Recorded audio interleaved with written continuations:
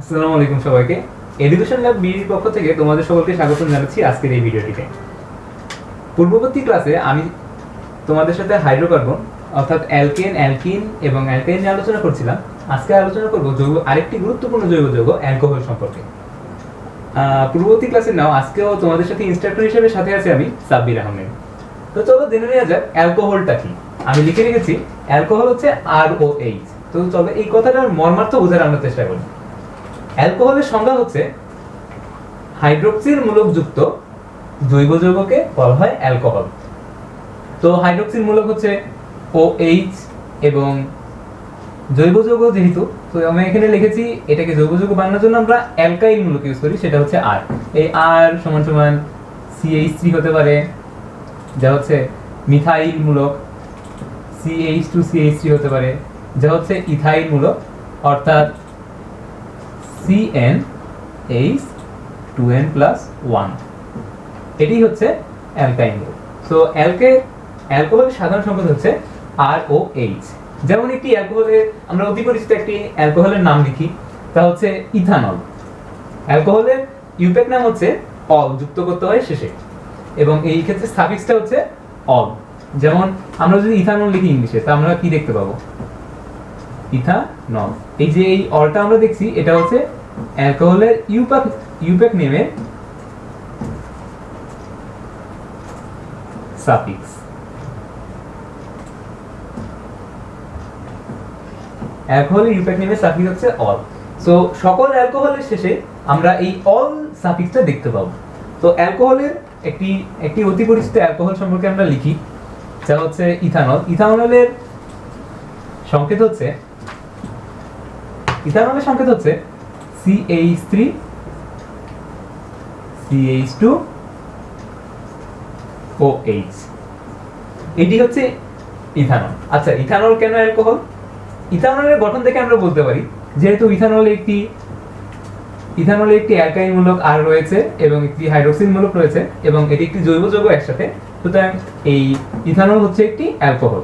এটি হচ্ছে 2 কার্বন বিশিষ্ট একটি অ্যালকোহল। আচ্ছা, অ্যালকোহলের কিছু শ্রেণীবিভাগ আছে। শ্রেণীবিভাগ কি? অ্যালকোহলকে 3 ভাগে ভাগ করা হয়। একটি হচ্ছে 1 ডিগ্রি অ্যালকোহল, আরেকটি হচ্ছে 2 ডিগ্রি অ্যালকোহল এবং তৃতীয়ত হচ্ছে টারশিয়ারি অ্যালকোহল। তো তোমাদের মনে নিশ্চয়ই প্রশ্ন আছে, আচ্ছা অ্যালকোহল তো একটা জৈব যৌগ, এটা একটা কেমিস্ট্রির অংশ, এর মাঝে আবার সেই জ্যামিতি আসলো কোথা থেকে 1 ডিগ্রি, 2 ডিগ্রি, 3 ডিগ্রি? আসলে সেটি কি? অত্যন্ত সহজ বিষয়, আমি তোমাদের ব্যাখ্যা করার চেষ্টা করি। আচ্ছা দেখো তো, এই অ্যালকোহলটা আমরা গাঠনিক সংকেতে লিখতে যাচ্ছি। তো কিভাবে লিখবো? এই যে কার্বনগুলো লিখলাম অ্যালকোহলের, এই যে হাইড্রোক্সিল মূলক। আচ্ছা, এখন হাইড্রোজেনগুলো যদি আমরা স্থাপন করি, তাহলে সেটা হবে এই যে একটা H, যে একটা H, আর এটিকে আমরা CH3 হিসেবে লিখে দিলাম, CH3। আচ্ছা দেখো তো, এই অ্যালকোহলের এই কার্বনটিতে একটা হাতে আছে একটি মিথাইল মূলক এবং বাকি 2টি হাতে আছে হাইড্রোজেন, তাই না? একটি হাতে আছে মিথাইল মূলক এবং বাকি 2টি হাতে আছে হাইড্রোজেন। আচ্ছা, এটিকে বলা হয় 1 ডিগ্রি অ্যালকোহল। 1 degree alcohol. এখন 1 ডিগ্রি থেকে 2 ডিগ্রি অ্যালকোহল তাহলে কাকে বলা হয়? 2 ডিগ্রি অ্যালকোহল বলা হয় তাকে যেখানে এই কার্বনটার সাথে একটি মাত্র হাইড্রোজেন যুক্ত থাকে। তো যদি একটি মাত্র হাইড্রোজেন যুক্ত থাকে, তো এখানে আমরা একটি CH3 লিখতে পারি, তাহলে সেটি হয়ে যায় কি? এটি হচ্ছে 2 ডিগ্রি অ্যালকোহল। এটাকে আমরা যদি একটু স্পষ্ট করে লিখতে চাই, তাহলে সেটি হবে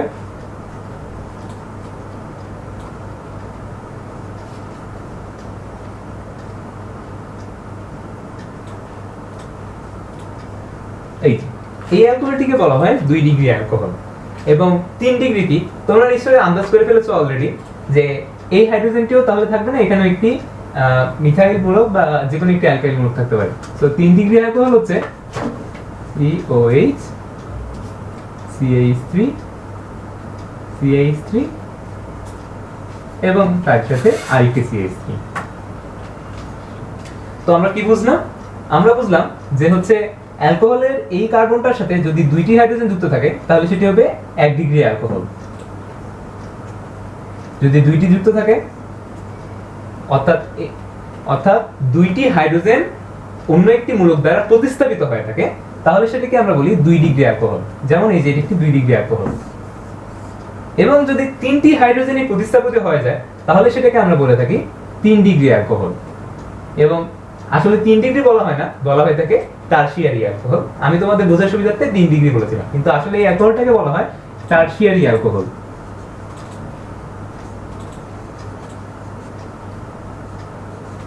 টারশিয়ারি অ্যালকোহল।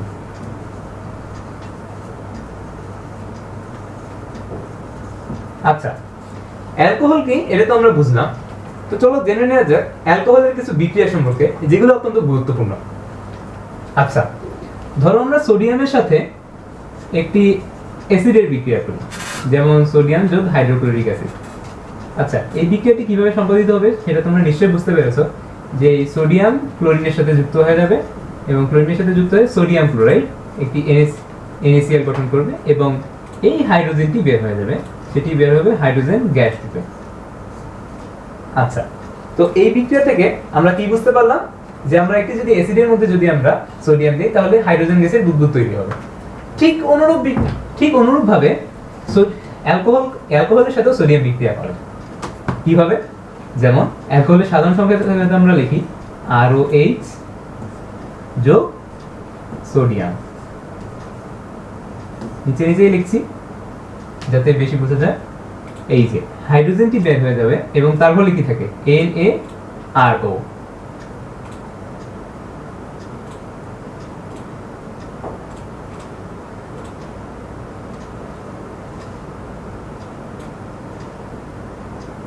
NaRO, অর্থাৎ এটিকে আমরা লিখতে পারি RON হিসাবে,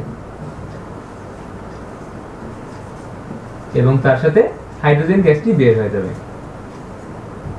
যার ফলে এই বিক্রিয়ায় যে কোনো অ্যালকোহলের মধ্যে যদি সোডিয়াম ধাতু দেওয়া হয়, অর্থাৎ ধাতব সোডিয়াম দেওয়া হয়, তাহলে হাইড্রোজেন গ্যাসের বুদবুদ তৈরি হবে এবং এই বিক্রিয়ার মাধ্যমে আমরা শনাক্ত করতে পারবো অ্যালকোহলকে। আচ্ছা, এই যৌগটির নাম হচ্ছে সোডিয়াম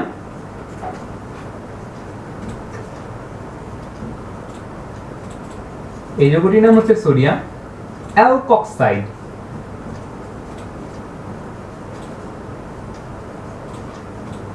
আচ্ছা, এটি আমরা লিখেছি সাধারণ নাম। যদি আমরা এখানে আর এর মান 1 হতো তাহলে সেই যৌগটা হতো CH3ONa এবং সেই যৌগটাকে আমরা বলতাম সোডিয়াম, এই যে যেহেতু 1 কার্বন অর্থাৎ মিথেন থেকে সোডিয়াম মিথক্সাইড। যদি 2 কার্বন হতো অর্থাৎ এটা যদি হতো ইথানল, তাহলে যে উত্তরটা উৎপন্ন হতো এটি হতো সোডিয়াম ইথক্সাইড। আচ্ছা, আমরা বিক্রিয়া দেখাই দিই তাহলে বুঝতে আরো সুবিধা হবে। এটি কিন্তু অত্যন্ত গুরুত্বপূর্ণ বিক্রিয়া এবং এটি অ্যালকোহলের একটি শনাক্তকরণ বিক্রিয়া। যেমন হচ্ছে মিথানল CH3OH, এই মিথানলের সাথে যদি সোডিয়াম ধাতব সোডিয়াম বিক্রিয়া করে তাহলে তৈরি হবে এই যে CH3ONa এবং একই সাথে হাইড্রোজেন গ্যাসের বুদবুদ। এই যে আমরা এই চিহ্নটার মাধ্যমে বোঝা যাচ্ছে যে এই গ্যাসটা পুড়ে যাবে। আচ্ছা, দ্বিতীয় বিক্রিয়াটি তোমাদের জন্য রেখে দিলাম, তোমরা কমেন্ট বক্সে এটি জানাতে পারো আমাকে এবং এর উৎপাদ সম্পর্কে।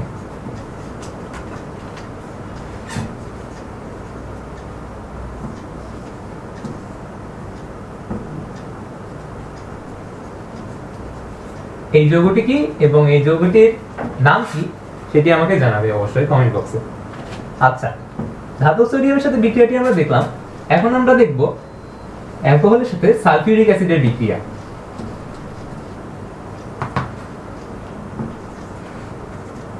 অর্থাৎ H2SO4 এর সাথে।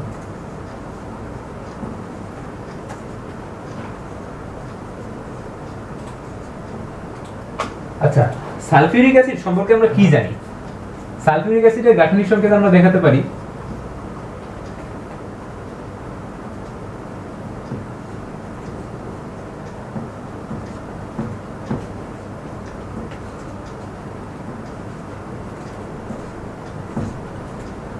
আচ্ছা, এটি হচ্ছে সালফিউরিক অ্যাসিড।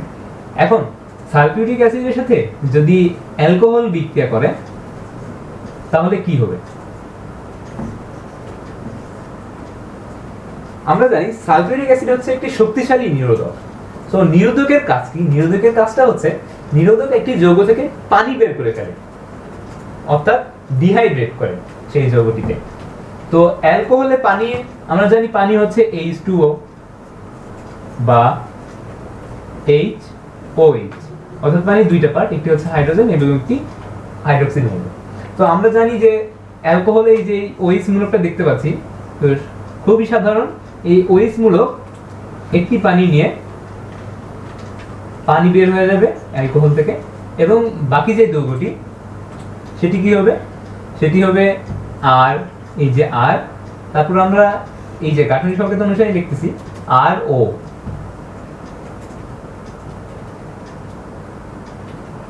এই যে অক্সিজেনটি লিখলাম এবং তিনটা অক্সিজেন SO3H। এই যৌগটার নাম কি? আচ্ছা, একটু গুছাই যদি আমরা লিখি তাহলে দেখতে পারবো এটা হচ্ছে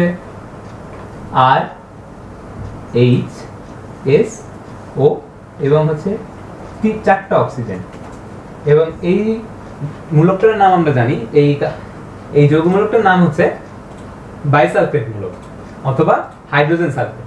সো এই যৌগটার নাম হবে অ্যালকাইল হাইড্রোজেন সালফেট। ইংলিশে লিখছি অ্যালকাইল হাইড্রোজেন সালফেট। এই যৌগটি হচ্ছে অ্যালকাইল হাইড্রোজেন সালফেট। আচ্ছা, তো আমরা কিছু বিক্রিয়া করার চেষ্টা করি।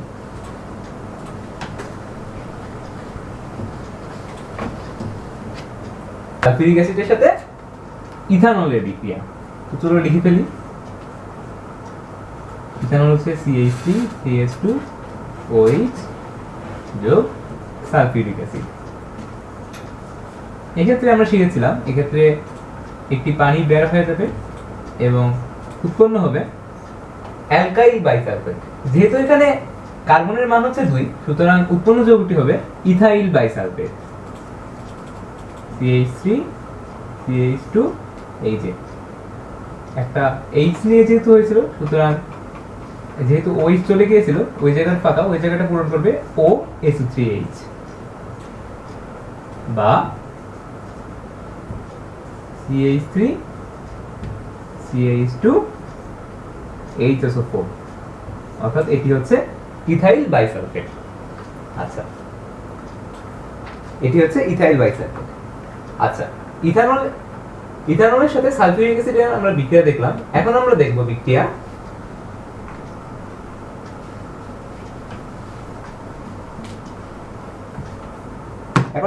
দেখব PCl3 এর সাথে।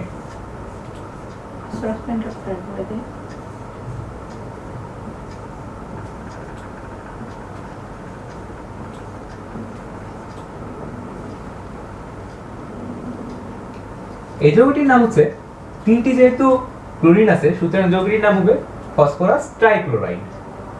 বিক্রিয়াটি কিরকম হবে আমরা সাধারণ সংকেত দিয়ে দেখানোর চেষ্টা করি, তাহলে তোমাদের বুঝতে অত্যন্ত সুবিধা হবে।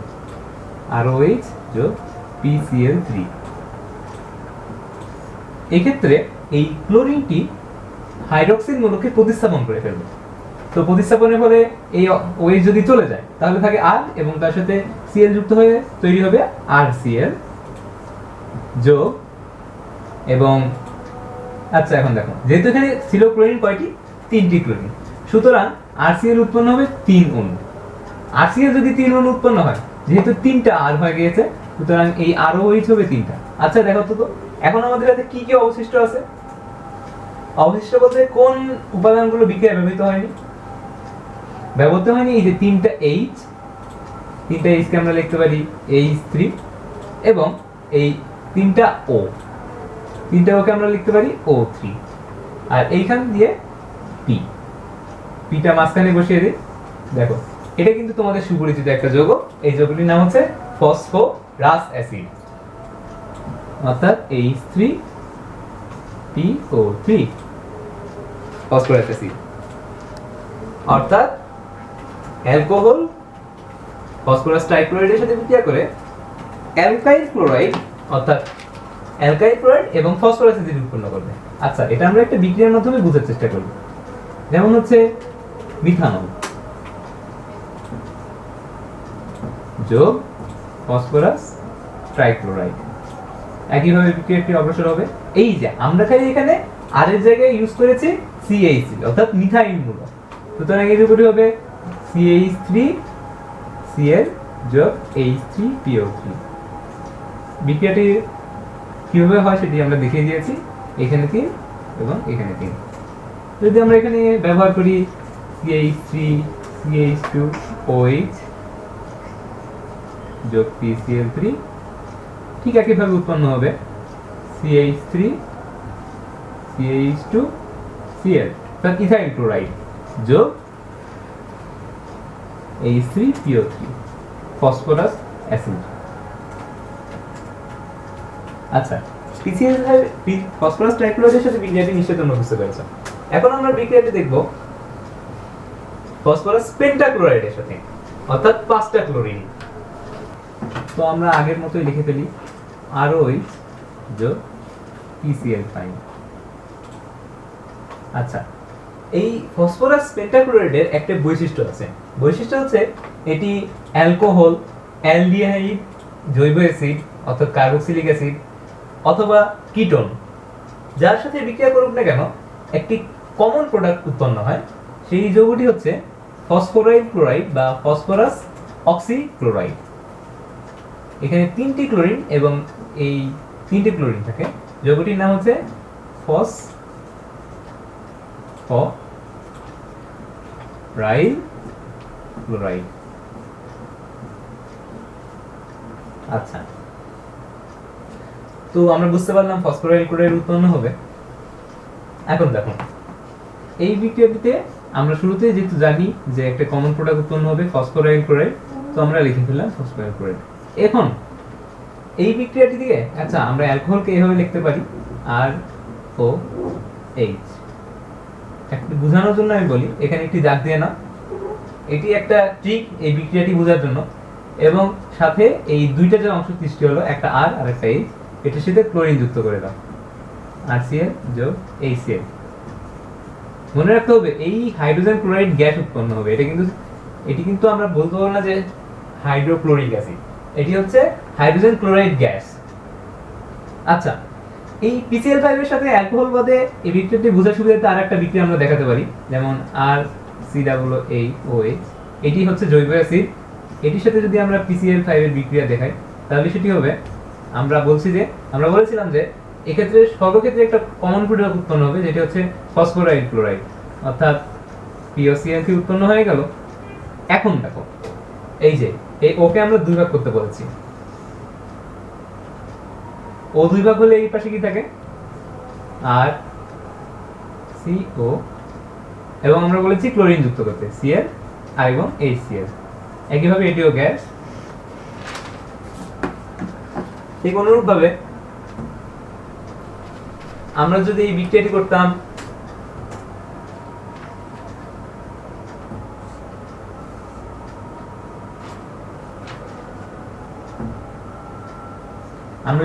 করতাম ইথারের সাথে, একইভাবে সেখানে ফসফরাইল ক্লোরাইড উৎপন্ন হতো। সাথে এই যে আর এর দুই পাশে দুইটা দাগ দিয়ে, ও এর দুই পাশে দুইটা দাগ দিয়ে দাও, এবং যেহেতু দুইটাই আর সুতরাং RCl। এই বিক্রিয়াটিকে সমাপ্ত করা সম্ভব। একইভাবে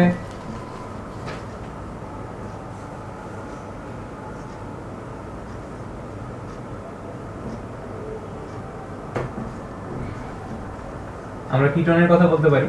কিটোনের সাথে ফসফরাস পেন্টাক্লোরাইডের বিক্রিয়া, POCl3 কমন প্রোডাক্ট যোগ এই যে এখানে দুইটা দাগ। কিন্তু এখন কথা হচ্ছে এই দুই পাশে তো দুইটা মৌল নাই, তখন আমরা কি করব?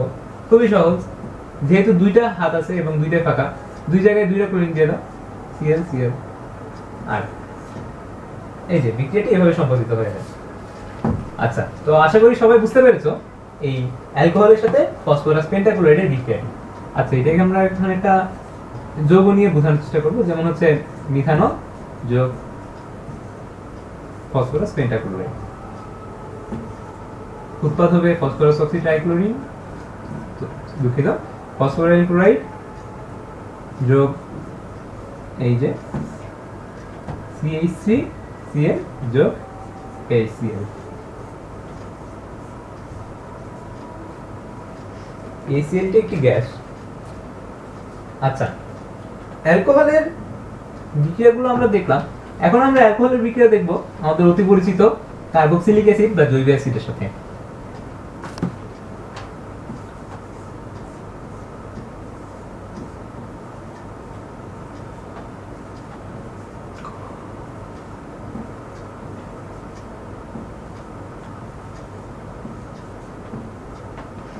জৈব অ্যাসিডের সংকেত হচ্ছে RCOOH এবং অ্যালকোহলের সংকেত হচ্ছে ROH। আচ্ছা, বলে রাখি এই বিক্রিয়া হচ্ছে, আমি মনে রেখেছিলাম প্রশমন বিক্রিয়ার মতো করে। যেমন এক্ষেত্রে একটা পানি উৎপন্ন হবে, তো পানি যদি উৎপন্ন হওয়ার কথাটাই আসে, সেটা আসবে এখান থেকে, এই যে এখানে একটা OH এবং এখানে এই দুইটা OH মিলে হচ্ছে পানি উৎপন্ন হবে, এই দুটো OH মিলে পানি উৎপন্ন হবে এবং তাহলে বাকি থাকে কি RCOO এবং এই আরটা এই H এর জায়গায় চলে আসবে। এই যৌগটার নাম হচ্ছে এস্টার। অর্থাৎ জৈব অ্যাসিড এবং অ্যালকোহলের বিক্রিয়ায় এস্টার উৎপন্ন হয়। এস্টারের গাঠনিক সংকেতটি হচ্ছে এরকম।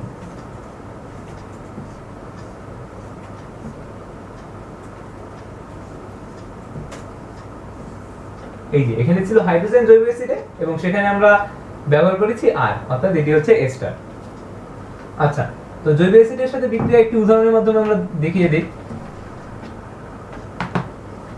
যেমন হচ্ছে CH3COOH, ইথানোয়িক অ্যাসিড যোগ আমরা দিলাম মিথানল। আমি সব ক্ষেত্রে উদাহরণ দেওয়ার জন্য মিথানলই ব্যবহার করছি, কারণ এটি মাত্র একটি কার্বনযুক্ত অ্যালকোহল। তো বিক্রিয়াটি হবে এই যে এই H টা এখানে থাকবে না, H এর জায়গাটা অকুপাই করবে CH3 যোগ H2O। বিক্রিয়াগুলো অত্যন্ত সহজ না? আচ্ছা, তারপর আমরা দেখব দহন বিক্রিয়া, অ্যালকোহলের দহন।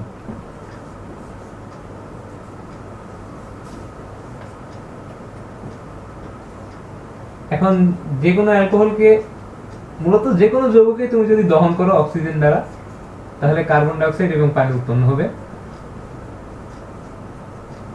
যোগ তাপশক্তি। এটি খুবই সাধারণ একটি বিক্রিয়া এবং এটি নিশ্চয়ই তোমরা সবাই জানো যে যে কোনো যৌগকে যদি আমরা অক্সিজেন দ্বারা পোড়াই তাহলে উৎপন্ন হবে কার্বন ডাই অক্সাইড এবং পানি। আচ্ছা,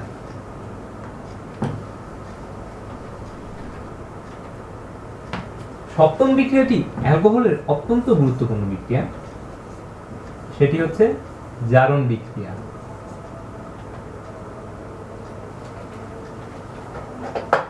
আচ্ছা, আমরা অজৈব যৌগের ক্ষেত্রে দেখিয়েছিলাম যে যেসব ক্ষেত্রে যেখানে ক্ষেত্রে জারণ মান বৃদ্ধি ঘটে সেটিকে আমরা জারণ বিক্রিয়া হিসেবে বলে থাকি। কিন্তু আমরা জৈব যৌগের ক্ষেত্রে ব্যবহার করি কি অক্সিজেনের সংযোজন বা হাইড্রোজেনের অপসারণ হচ্ছে জারণ। আমি লিখে রাখছি অক্সিজেনের সংযোজন ইকুয়াল টু জারণ। তাহলে অক্সিজেনের বিপরীতে আমরা যদি বলি হাইড্রোজেনের সংযোজন,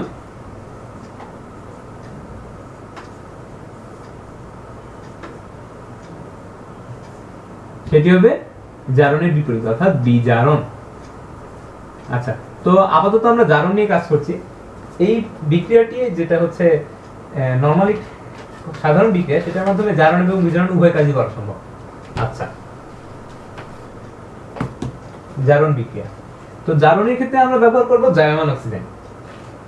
যেমন হচ্ছে আমরা লিখি COH, বিক্রিয়ার সাধারণ ফর্মটি আমরা লিখছি। এক্ষেত্রে যদি আমরা জায়মান অক্সিজেন দিই, এই যে জায়মান অক্সিজেন বা ন্যাসেন্ট অক্সিজেন দিলে অ্যালকোহল জারিত হয়ে অ্যালডিহাইড উৎপন্ন হয়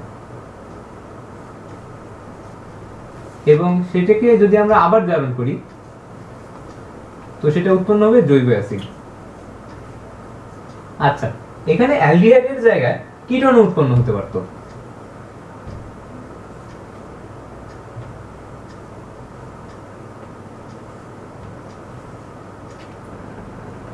আচ্ছা, চলো এই বিক্রিয়াটি আমরা বোঝার চেষ্টা করি।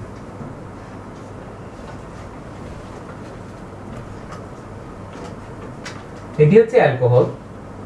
এখন যেখানেই অক্সিজেনটা আছে সেখানে আমরা দ্বিবন্ধন দিয়ে দিব। তো আমরা যদি এভাবে লিখতে পারি, এবং এই অ্যালডিহাইড অথবা কিটোন, অর্থাৎ আমরা কি বলি, এবং এই অ্যালডিহাইড অথবা কিটোন জারিত হয়ে তৈরি হবে জৈব অ্যাসিড। আচ্ছা, চলো আমরা এই জিনিসটা বিক্রিয়ার মাধ্যমে বোঝার চেষ্টা করি। আমরা কি বলেছি? আমরা বলেছি যে এই হাইড্রোক্সিল মূলকটা যদি প্রান্তীয় কার্বনের সাথে যুক্ত হবে তাহলে সেই অ্যালকোহলটা জারিত হয়ে উৎপন্ন হয় অ্যালডিহাইড, এবং এই অ্যালডিহাইড জারিত হয়েও জৈব অ্যাসিড উৎপন্ন হবে, কিটোন জারিত হয়ে জৈব অ্যাসিড উৎপন্ন হবে। তবে আচ্ছা, আমরা বিক্রিয়ার মাধ্যমে বিষয়টি স্পষ্ট করার চেষ্টা করি।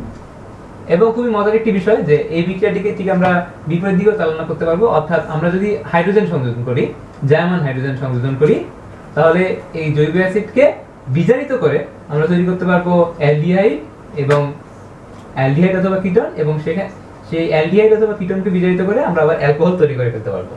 আচ্ছা, অ্যালকোহলের জারণ বিক্রিয়াটা আমি একটু দেখি, খুবই সহজ একটি বিক্রিয়া।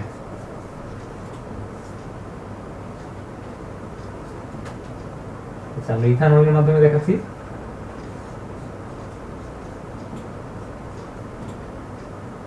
যোগ German hydrogen, German oxygen.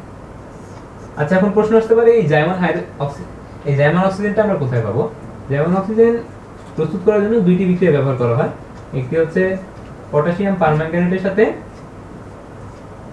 Potassium hydroxide. এই বিক্রিয়াটি এইভাবে অগ্রসর হয়।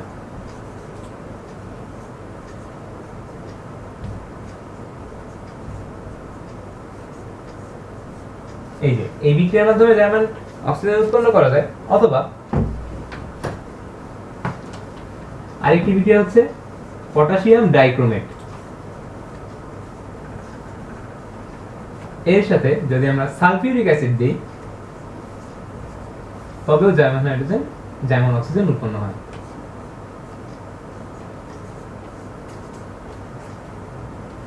এবং বিক্রিয়াগুলো তোমরা অবশ্যই লিখে রাখতে পারো, অত্যন্ত গুরুত্বপূর্ণ বিক্রিয়া।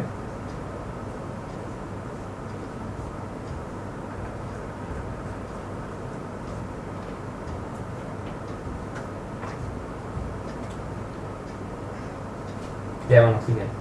তো এই বিক্রিয়াটি লিখতে হলে আমাদের এই বিক্রিয়কগুলো, এই জার্মান অক্সিজেন উৎপন্ন করার জন্য আমি লিখলাম K2Cr2O7 যোগ H2SO4। আচ্ছা, আমরা বলেছিলাম যে অক্সিজেন এই OH মূলকটা যদি প্রান্তীয় কার্বনে থাকে তবে অ্যালডিহাইড উৎপন্ন হয়। তো অ্যালডিহাইড, দুই কার্বন বিশিষ্ট অ্যালডিহাইড কি? দুই কার্বন বিশিষ্ট অ্যালডিহাইড হচ্ছে ইথানল, যেটি হচ্ছে CH3CHO। এবং গুরুত্বপূর্ণ একটি কথা মনে রাখতে হবে, এই বিক্রিয়া কিন্তু পানি উৎপন্ন হবে। একইভাবে এটিকে আমরা যদি জারণ করি, সরাসরি লিখছি, এটিকে আমরা যদি জারণ করি আবার জার্মান অক্সিজেন দ্বারা, তাহলে উৎপন্ন হবে জৈব অ্যাসিড যোগ পানি।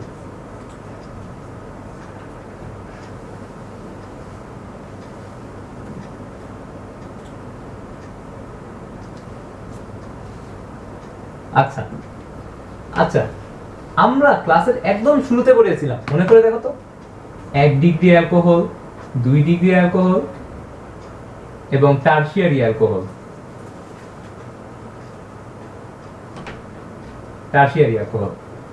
আচ্ছা, বলে রাখি, টারশিয়ারি অ্যালকোহলে যেহেতু 3টি হাইড্রোজেনই প্রতিস্থাপিত হয়ে যায়, তো টারশিয়ারি অ্যালকোহল সহজে জারিত হতে চায় না। জারিত হয় সাধারণত 1 ডিগ্রি অ্যালকোহল এবং 2 ডিগ্রি অ্যালকোহল। 1 ডিগ্রি অ্যালকোহলের বিক্রিয়াটি কিন্তু আমরা ইতিমধ্যে, 1 ডিগ্রি অ্যালকোহলের জারণটি কিন্তু আমরা ইতিমধ্যে দেখিয়ে ফেলেছি, যে অ্যালকোহলের এই ইথানলের সাথে যদি আমরা জার্মান অক্সিজেন যুক্ত করি তাহলে বিক্রিয়াটি কিভাবে অগ্রসর হয়। আচ্ছা, চলো আমরা একটি 2 ডিগ্রি অ্যালকোহলের মাধ্যমে বিক্রিয়াটি দেখানোর চেষ্টা করি।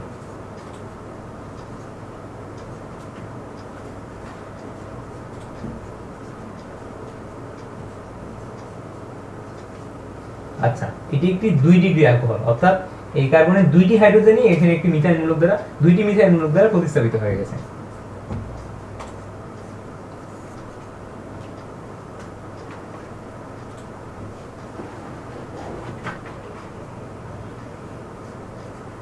আচ্ছা, এক্ষেত্রে এখন কি হবে আমরা দেখো, আমরা যথাযথ বিক্রিয়াটি লিখলাম।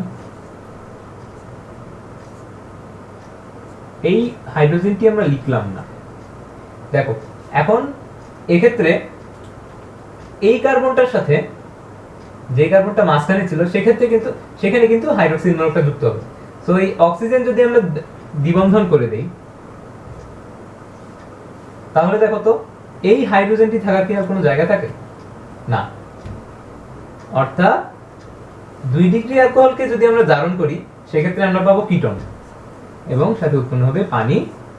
এখন দেখো মজার ব্যাপার হচ্ছে, আমরা উৎপাদটা দেখে রাখি, সেটা হচ্ছে কিটোন এবং এই যৌগটি হচ্ছে প্রোপানন।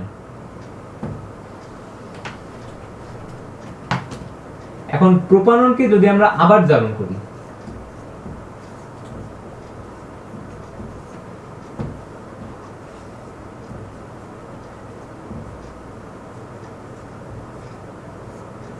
তাহলে কি হবে? প্রভাবক সেই একই। প্রোপাননকে যদি আমরা আবার জারণ করি তবে এই কার্বনের জায়গায় CH3C ডাবল বন্ড OH লিখে রাখি। আচ্ছা, তাহলে এই মিথাইল মূলকটার জায়গা হচ্ছে না কারণ এখানে আমরা বলেছি যে জৈব অ্যাসিড উৎপন্ন হবে। তো জৈব অ্যাসিড উৎপন্ন হওয়ার পর এই মিথাইল মূলকটার জায়গা হচ্ছে না। তো এটি কি হবে? এটি অক্সিজেনের সাথে যুক্ত হয়ে কার্বন ডাই অক্সাইড এবং পানি রূপে বের হয়ে যাবে। আচ্ছা, এখন একটা মজার বিষয় খেয়াল করো, আমরা দেখেছিলাম যে আমরা ইথানলকে যদি জারণ করি,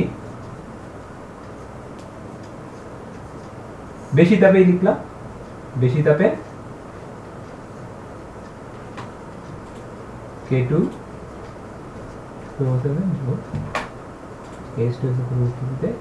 তাহলে সরাসরি জৈব অ্যাসিড উৎপন্ন হবে।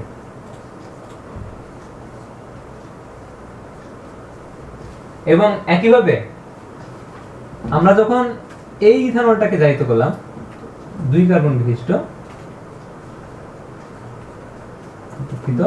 3 কার্বন বিশিষ্ট 2 ডিগ্রি অ্যালকোহলকে আমরা যখন জারণ করলাম, তখনও কিন্তু জৈব অ্যাসিড উৎপন্ন হবে।